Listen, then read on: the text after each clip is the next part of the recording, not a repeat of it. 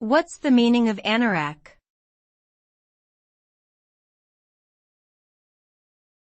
Anorak.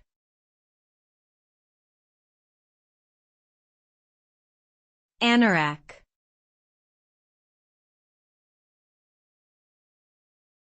Anorak.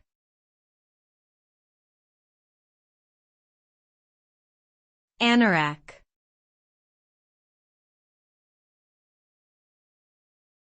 Anorak.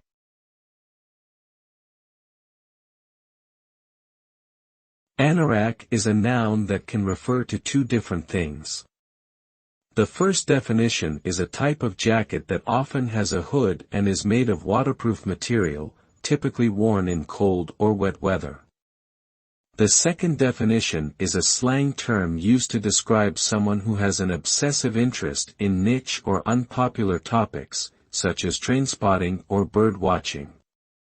This usage can be derogatory and implies a lack of social skills.